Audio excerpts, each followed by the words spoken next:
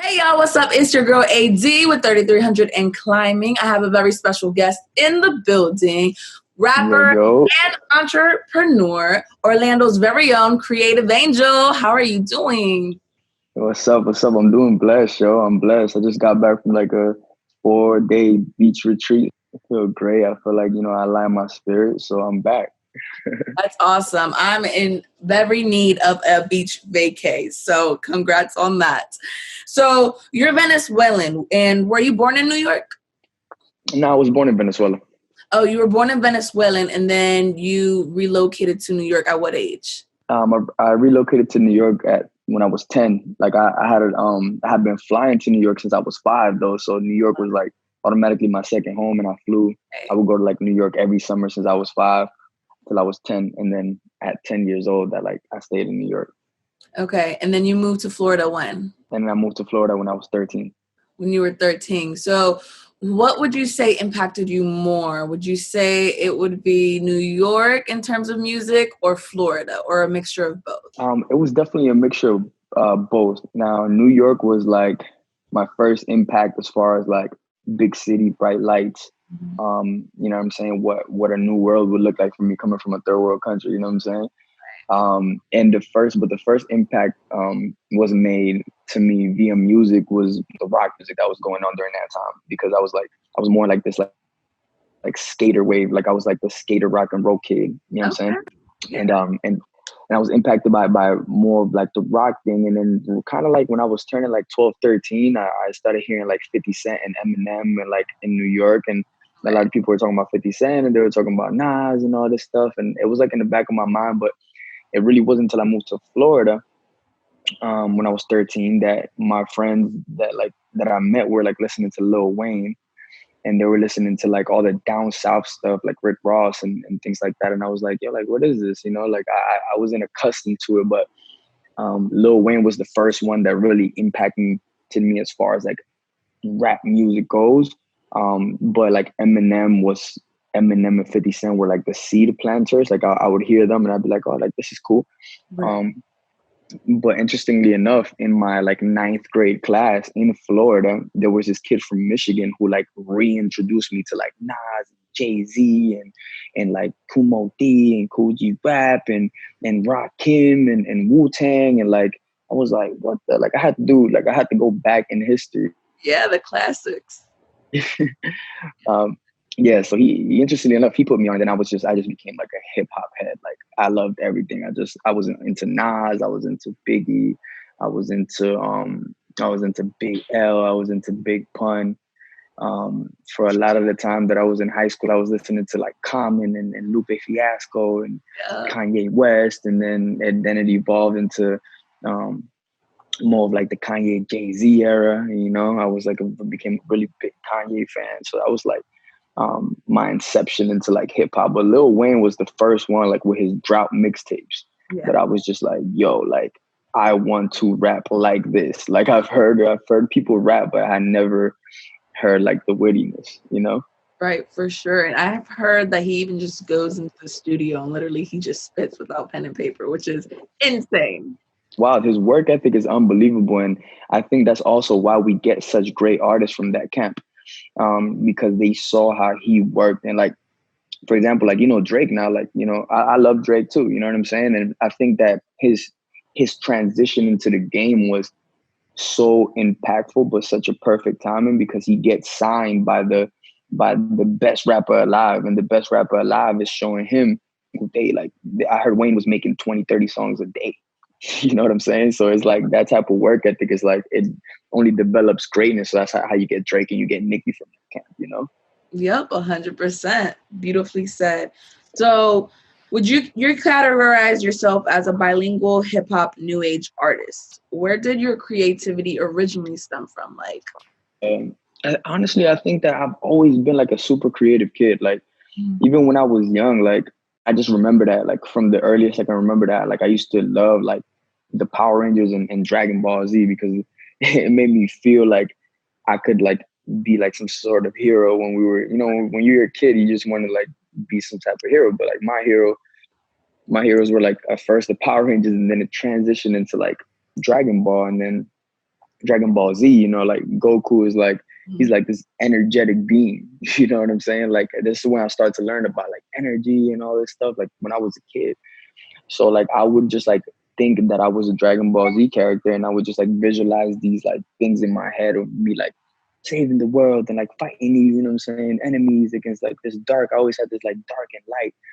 And then eventually, well, you know, as I grew up, like I think because I got into sports early, Yeah. like I think that sports was more of like, oh man, you know, like when I was young, I loved to play sports outside in Venezuela. So I played baseball like all the way to I was a senior in high school. And I was on like a varsity team and everything, but then like music just stole my heart because I felt like that was like my expressive Right. um passion. Like I realized, you know, I have a lot to say. And um my boy one day was like, man, like I see that, you know, you've been freestyling in school and stuff. Like I seen that you be freestyling in your lunches. Like this was in ninth grade. He was like, I'm gonna take you to my boy's house. He's got like some sort of actually like record. And I was like, what? Like somebody has something I can record in houses? Like I never heard of that. I thought you just have to go to a studio to record. Right. And I've never been to one. And my boy was like, yeah, I'm gonna take you tomorrow. So he took me to his friend's crib, and I noticed that his friend only had like a headset mic, and he was recording into the software program. And I'm like, yo, like I could do this. Like I could do this at my house. So he's like, yeah, you can, bro. He actually had the disc. He burnt the program right there and gave me the disc. Like, here you go, bro. Like, this is the program. Like, put it in your computer. So I was like, all right, cool. So I went home. Like, next day, I told my people like, yo, can you take me to Walmart? I found the mic. It was like this like headset thing, and I also found like this Logitech camera, like little webcams. Yeah. And I bought those both, and then I was just telling my friends like, yo, come over to the house, and like we'll just like put the Logitech camera. At the time, like my friends, they were very southern because I was the up north guy, so I was the one with the bars. They just love to like dance and stuff. Right. And we like set up the Logitech camera. We would be like dancing in front of the camera and rapping and all that. And that's where like the inception of like me making music started. Right. That's awesome. So Yeah. you have your own company, Creative Universe, right? Tell us Yes. a little Mhm. bit about that company. So like as you know, as my creativity transitioned throughout the years, I literally was just an artist, like all the way to like 2014. Um, I was just an artist, like trying to get signed. You know what I'm saying? And eventually when like 2014 came around, and I was like 22. I was like, man, like I'm starting to understand that, you know, you really got to be a businessman in this game. You know, you got to understand your business. You have to have all around. Like I was, you know, my story is so unique because like I can create your reality. I started to learn about the law of attraction, like how you can co-create your reality and things like that. And I was like, wow, like I think I'm really finding the meaning. And so like I went to New York, and my cousin Creative J, he was like, yeah, man, I've been thinking about this whole vibes thing because we have like this whole, yeah, we're always so good positive vibes. And I was like, yeah, man, that's perfect. Like, I was like, we're gonna be like the creative universe, because at first it was like the creative universe. And we're gonna be like the creative universe, and then we're gonna give people like positive vibes. And that's how that began. You know what I'm saying? I started the company in 2015, and that's how we started that year. Like we were just transitioning to now, like what do we want to tell the world rather than like, oh, I'm just trying to be an artist. You know what I'm saying? Right. 100%. So Yeah, positivity and positive vibes, that's super big. And you hear it in your music too. Like that's your yeah, message, what you're completely about. And you can see it because someone can say, oh, I'm about positive vibes, but like then your actions don't speak louder than your words. You know what I mean? So right. totally understand. Absolutely. They'd be like, "No, I'm about positive vibes, bro." I'm like, bro, you look angry. Like you're bugging. So your album Quarantine Kush Tape is out. It's out now. Mhm. So you took this time in COVID, this crazy pandemic, and you utilized it for the better. And you came up with Mhm. this album. Tell us about that whole process. Yes, absolutely. So like as soon as the COVID thing hit, I had a Vibe King project scheduled to release. Like when this whole 3300 situation happened, you know, shout out 3300, shout out Becca, you already know that's the team. Like, so we had this plan of me coming out with Vibe King, which is still my next EP that's coming out. But when this whole pandemic thing hit, I was like, whoa, like hold on a second, like we need to kind of like restructure this, you know, even though we were still like, yo, what are we gonna do? Like and stuff like that. I'm like, man, like I just feel like I need to create something that's connected with what's happening right now. People need to understand what's happening. People need to be enlightened. And I just want to say what I believe that's happening. I wanted to express what I was believing. Um, and so like I just locked in. Like I locked in for like 45 days. Literally at my house. Like my boy Mike Hustle, shout out to him, man. He's one of the producers on the project. He was just like, we were just FaceTiming every night. He was like, bro, I got this beat. And it started with like this drill type of beat that was just like pop. It was like a Pop Smoke beat. Mm-hmm. And I was like, and Pop Smoke passed in February. So I was like, and I was getting very influenced by him. Like I was really loving his music. Like I was really getting into it. I was happy that somebody from New York was, like it's, man, this whole New York and rapper thing is like a whole nother story. But Yeah. like, I'd be happy for when a New York artist is coming up and something always 100%. happens. Like it's so messed up. Like it kills me every time. So like he's playing these drill beats for me, and I'm like, bro, like, yes, like these are the beats you gotta be making. He's like, yeah, man, I've been inspired by this UK style and Pop Smoke and stuff. So the first one he sent me was that that Woo Music, Mm-hmm. like, which was a tribute to Pop Smoke. And he sends me that one, and I'm like, oh, that's perfect, bro. Like I'm gonna start writing this one. So I record the verse and then I send it to my boy to do the hook. And then the next night we get on, I play it for him. He's like, damn, it's crazy. He's like, I got this other one though. And I was like, all right, send me that one too. And then it was like pandemic. So like he sent it to me, I recorded, sent it back. So it was like a week straight of that, like a week straight of just FaceTime and send me boom, boom. And then I went to my boy Trill's studio. Shout out Trill Kennedy, another producer on my project. And me and him already had like 40 songs. Mm-hmm. Like me and him's been like, he's one of my producers, engineers, and a dope artist. And me and him been working for like maybe a year and some change, almost 2 years straight. Right. So we just like we had shit in the stash, right? So I revisited some of those songs and like, yo, maybe like In Love with a Dancer, like can be in this project because I still wanted to relate to what people had going on. And also like some of the things that I was happening leading up to that moment. So I went to his crib. He produced like 2 or 3 of them. And then all of a sudden everybody was just like, yo, like, what are you doing? What are you like, you know what I'm saying? What are you doing? What are you working on? And so everybody that was interested in connecting energy with me, I sent them a track. I was like, cause like pretty much all the tracks I featured. And it was mainly because all the people that was around me, like what were we doing and everybody. So I was like, yeah, like, and it was like, yeah, boom, he sent that thing over. And I was like, yo, that's a vibe. And then I went to my boy's crib and I was like, yo, this is, you know what I'm saying? This is heavy. Like, I love this right here. Hold on a second. So I was like, I love this. I was like, we should put a couple more of these tracks up.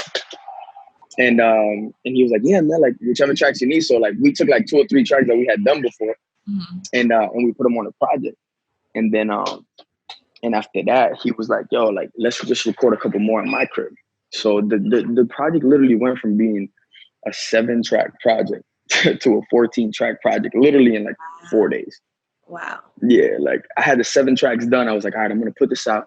And then a week later, while I had the 7 tracks done, like a week passed, and I had done like 5 more tracks plus like 2 that I had in the stash. So I was like, man, like, you know what? We're just gonna put these out. You know what I'm saying? We're just gonna make this happen. And we finished it. Like we recorded, mixed it, mastered it, produced it, and everything, and put it out in 45 days. Wow. Yeah. Under quarantine. Yeah, quarantine kush for real. Like that was just all during the quarantine, and that just also went to show that, like, it doesn't matter what's going on. Like it matters what you want to put in. Because I was already working before this stuff was going on, but I was doing the work of moving around and doing everything on foot. And now it's like this time was like, well, everything is paused, so why not just go ahead and put the same work ethic I was already doing just at the crib and what I was doing. And yeah, that's how that came about. Yeah. And you utilized it though. A lot of people would have been sitting and contemplating, but you took something that some people would look as a negative and you made art into it. So that creativity, man, it's moving. So how have you managed to contain a consistently positive outlook, especially with the way that the world is? I love this question. I get it every single day. So it's an easy answer. Honestly, I realized that everything starts from within. You know, I'm a very spiritual person, so I don't believe that anything that's going on outside is not a reflection of what's going on inside. Right. So what is the real issue? We have to change ourselves, just like Biggie would say that. He would say, you know, in order to change the world, we have to change ourselves. And when you shift that mentality of victim versus an active, you know what I'm saying, an active person in this world, then you can really realize that, you know what, nothing that's going on outside in the world can really completely destroy you, because even people that came up in the worst environments are the most successful people that we have to this day. You know what I'm saying? Like, we have billionaires that came out of Marcy projects. You know, we got millionaires that were, you know what I'm saying? And like, I mean, you know, I already feel like I'm at a level of success because I come from a third world country, because I used to play baseball with a broomstick, you know, and now I got my own business. I got, you know, I got a car, I got a roof over my head, you know, like people are listening to my music. Like, it's literally a dream. So that's why I consistently keep a positive attitude, just because I'm so grateful. Like, gratitude is the main thing. I tell people all the time, I'm like, what's bothering you? And then if they tell me, I'm like, okay, so like, what are you grateful for then? There's always something that you can be grateful for, because no matter what you're going through, as long as you're still alive, you can bounce back. You know? And I'm so spiritual that even death used to be looked at as ascension. Mhm. See what I'm saying? Like, that was you ascending into the spiritual realm. That's you know, we're going into I don't think the physical plane is the only plane of existence. I think that maybe we're here to become spiritual, and once we pass on, then we're gonna ascend into maybe a more spiritual place where we can live more in harmony. You know, so I think that the main component, the main sazon on that ingredient is gratitude.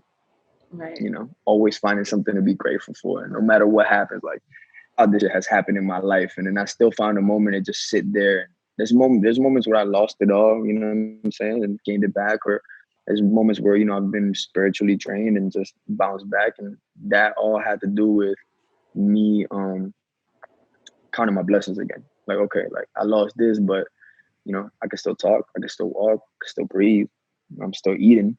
You know what I'm saying? So I was like, you know what? With that type of mindset, I can't lose. So that's the main ingredient behind that. For sure. I mean, it sounds like a better way of living than the alternative. 100%. Right. So let's Yeah. talk merch. The positive Mhm. quality, We Will Breathe, is that based off of the recent Black Lives Matter movement and the George Floyd incident? Absolutely. I was out there frontline protesting. Um, Although I am not affiliated with Black Lives Matter movement, because that, you know, I had an understanding of that movement at first, but I see that now it's not what we think that is, you know, although the concept of Black Lives Matter is what I was out there representing, the fact that, you know, I was out there representing equality.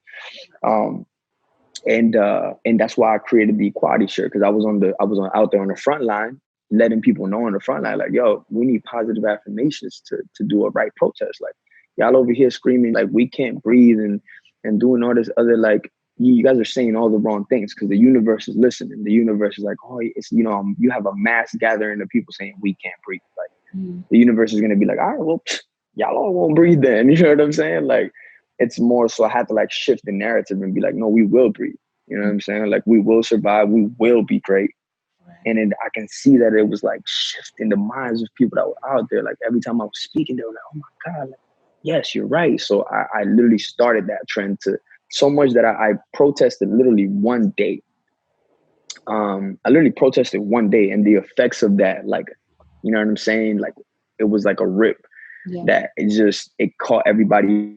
And I would see videos of people protesting the next couple of days saying, we will breathe, like that. I was like, look, like, this is the power of planting the seeds. So my family was just like really concerned that I was out there protesting. I told them, I was like, I'm moving different. You know, like, I went out there, I did my thing for that day, but now that I know that they see me and they're like, oh, this guy's doing that. Now I'm falling back behind the scenes and being like, cool, like, now I'm gonna help. Um, fight systemic racism through my brand. So I created the positive equality. I put the positive affirmation in the back, and I'm going to donate 33% to, like whatever cause it is that can help us the best. Going back to Pop Smoke, I just saw that he just launched a Shooting Stars Foundation, which helps underprivileged kids in New York like follow their dreams. And I want to donate to some of that. I want to donate to different causes like that, and not just like BlackLivesMatter.com, because that's has a whole nother political twist to it, which I want to make people aware of. Like, just always research deeper. Don't just because a lot of people out there, like, they don't realize that there's fascist groups, anti-fascist groups. You know what I'm saying? There's groups out there during the protest. While protesting is dangerous, because there's out there people trying to infiltrate that circle. There's people that's put there by other people. So like, so that's why I tell people, I'm like, yo, if if you're gonna support, if you want to really make a change, start by supporting your local business. Start by supporting your Black business. Start by going to buy a plate from your boy and not going to eat Chick-fil-A today. Start, you feel me? Like, start by buying, you know what I'm saying? Start by going to the homemade, and you don't have, or the clothing store. Like, you want to go to Gucci and spend, you know what I'm saying, $500, and you don't want to pay $30 for your boy's tea. You know what I'm saying? Like, these are the type of things that I'm working now on the back end to help people understand. That's why every day I'm showing them what I'm doing. Like, hey, this is what this is about. A lot of people just want to go out there and, yeah, Black Lives Matter. Oh, I donated to Black Lives Matter. It's like, that movement is infiltrated. You donate to BlackLivesMatter.com and you can see that it goes to a Democratic Party. So the world is so messed up because our thoughts have been infiltrated. So it's like, now we don't even know who's who. So that's why I've been just showing people, like, all right, this is how we're going to do it. You know what I'm saying? Like, this is how I'm going to do it. So hopefully it just starts like getting that same ricochet effect. And it has. I see people doing the same, like, buy back to Black. All right, cool. We're going to support local businesses. You know what I'm saying? That's awesome. So as an artist, do you think you should utilize your platform and your music to present issues that our country is facing? Like, No Name recently called out J. Cole for not doing more or speaking more on issues. And Don Lemon also mentioned some celebrities, how they weren't as active. Yes, I absolutely think that you should always be speaking about what's going on in the community, because that's what creates your opportunity to even do that. That's why I lost respect for a lot of artists during this. I think this pandemic was such a blessing for us too. I feel like it was created by an evil entity, but it kind of backfired on them because we got a chance to go back within. You got people like making a whole point of like, oh, J. Cole, you dropped a song, but you're not addressing the right thing. But J. Cole's been addressing this for years and years and years. You know what I'm saying? Like, Kendrick Lamar has been addressing, like, do y'all not see their performances? Have y'all not seen J. Cole coming out in his performance in his whole track suit? I mean, in his whole fucking jail suit to try to paint you a picture of what's going on. These people are, I love those guys because they're smart too. Like Hope, Jay-Z, he's been talking about this for years. And people will be like, oh, no, Jay-Z is the same part of the whole elite. But it's like, bro, like, you got to get within those doors to see what's going on and understand, and then revert it back to the people. Because once again, what is Jay-Z up there telling them? I'm powerful enough. I don't need the NFL no more. You guys want a halftime show? Nah, me and B, we sell our own arenas. Rock Nation, they've been bailing people out of jail. Like, they got foundations, they getting people out of jail. So this is another thing of like, when I see people and I'm like, I see the people that are not saying nothing, and they've never been saying anything in the first place. They've always just been entertaining us. So then now you separate the entertainers with the people that are like pushing culture and humanity forward. And so that's why I don't pay attention to like too many of the critics and people who just like to nitpick stuff, because like, then J. Cole drops a song, people want to nitpick that it's a perspective of a girl. It's like, bro, but he's already been telling you this for a long time and you haven't been changing. So you can't expect a celebrity to put a target on them. So especially when they have like so many eyes on them. And we've lost so many people to that. you know? So I think that also our top celebrities are like, man, like we got to do our best to. That's why I love Kendrick, because Mhm. Kendrick Lamar has been saying all of that. He doesn't have to say nothing right now. All you have to do is just go listen to to Pimp a Butterfly. Go Mhm. listen to Mad City. Go listen to like that he's been, you know what I'm saying, already telling people.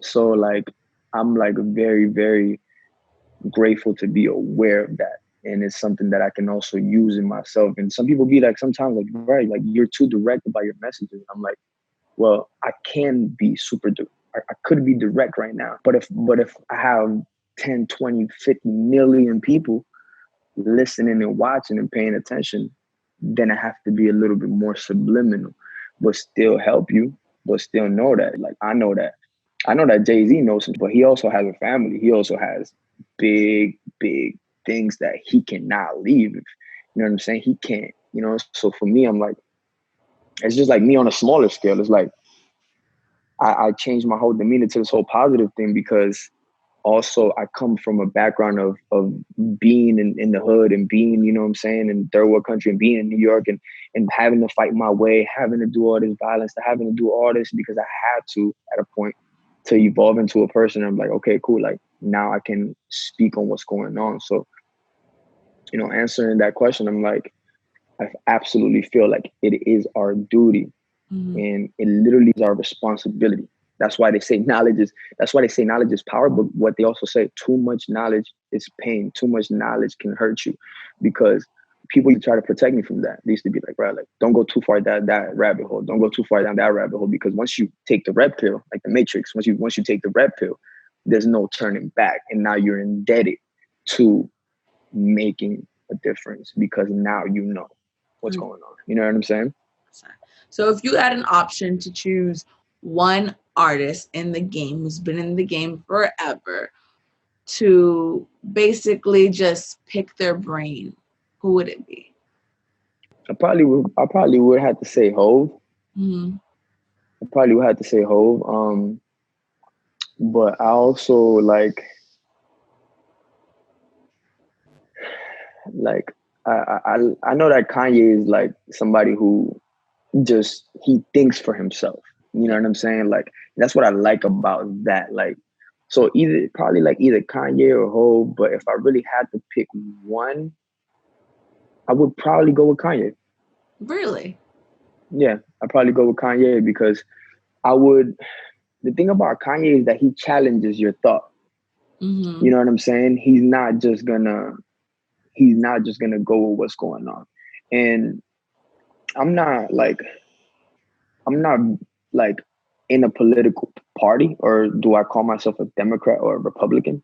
Mm-hmm. But I do believe that um the president now, regardless of how crazy and may seem that he is, I feel like he's still doing something to clean the old uh, state that's been here, clean the old that's happening. Because a lot of people are like, oh man, like it's a very controversial topic to talk about the president. But Kanye was the first person who was like, he put on the MAGA hat or whatever, and people crucified him for that. But the thing about that is that we are refusing to really look deeper into what it is that's going on and who's controlling what. Because the politicians, they don't have the control. The president doesn't even have the control. There's people who have the control at the top, and they always have puppeteered who we are as people. They teach us how to think. They teach us how to perceive reality. They teach us how to know what it is that we want, like in the world. Like they basically spoon feed us everything, you know. So, but now I start to realize that as the narrative starts to uncover a little bit more, which, Mm-hmm. like I said, I'm not saying either or party can have. I'm not saying either or party has the best interest of the people at heart because I really still think that politics is a messed up game. Um, so, and not to go too deep into that, but I just want people to know that if you think that you know what's going on in politics because you watch the news every day, you're in for a treat. Yeah. that is not even the half of what it is going on behind the scenes and who's been behind what. And people are, and I'm telling you, people are saying today, like, oh my God, like anybody but Trump, anybody but Trump. And I'm like, okay, like you're saying that, but who are you voting? Who are you? So you're gonna vote for the next party. And I just want to say, if you do vote for the next party, you do have to understand that that party is also in cahoots with the most racist people on this planet. Mm-hmm. So at the end of the day, I think that we have to really pick between the lesser evil. Um, and this is why I don't affiliate myself with for any Right. politician party. Right. I remove my emotions from politics, because if you keep your emotions in politics, you're gonna go insane. So now I'm just narrowing the facts, and I'm looking and I'm seeing, wow, you know what? We might hate this president. We might really hate our president right now. But at the end of the day, we've been, we've been controlled for like 2,000 years. You know what I'm saying? So it's like people refuse to look deeper and be like, who's in that control? Why are they in that control? Right. Why are they in power? Why do we always feel like we're fighting each other? So like, it's a hard choice, because I would want to ask Ye more of like, where does his courage and faith come to do and think so uniquely that you don't care that the world is getting ready to crucify you? Because Kanye's been crucified a couple of times in his career. But we can never deny the fact that he's one of the biggest musical influences to all of us that there ever was. And even if we're looking at Jay-Z, all his first albums were produced by Kanye. You know what I'm saying? So like, he's very responsible sonically, and I miss the Kanye. I miss the Jesus Walks Kanye. I miss the late registration Kanye. I miss the graduation Kanye. I miss the 808s and Heartbreak Kanye. And later after that, you see that as a human, power and fame infiltrated him, got to his head. He almost went crazy with the whole My Beautiful Twisted Fantasy, and then Jesus, and then of course the whole another subject, like who he married, like that also puts a whole big target on his head. That's also something that he has to live with, but he still like has a beautiful family. He still like was doing Sunday services and through his own church. So like, this is why like my mind's influenced by people who are independent thinkers.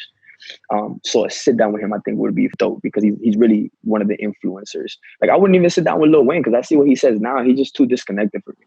Yeah. Like, he was probably the greatest back in the day and what he was saying, but now I'm just like, bro, like because he always says, I don't listen to nobody. I think that kind of halts your perception a little bit. So, and then Hov, I would sit down with Hov, and really just see how strategic he was at, like stepping back from being an artist and then taking like a CEO role, and how did he do that? You know what I'm saying? How did he transition from a millionaire to a billionaire? Yeah. Have to invest in the right thing. So I think those will be my top two guys. Got it. So Kanye and Hov for sure. Well, This has definitely been an insightful interview. Where can the people follow you at? Yes, absolutely. You guys can follow me if you're on Instagram, Creativangel with no E at the end of creative. You could type in Vibe King for an easy way to search me, or you could Google me, YouTube, you know what I'm saying? All of that, just Creativangel without an E at the end of creative. And yeah, man, I'm here to raise the frequencies, open the people's minds. And, you know what I'm saying? We live in a time where we need positivity, we need insight, we need understanding. And so, that's what I'm here for, y'all, for real. I'm here to have insightful conversations. You're saying I'm here to push people's thoughts, to push people's beliefs, and just have them think differently. Definitely. Well, we're here for it. We wish you the best in your endeavors. And everyone, make sure you go follow and find Creativangel, stream his music. And I'm your girl AD with 3300 and climbing, and see you next time.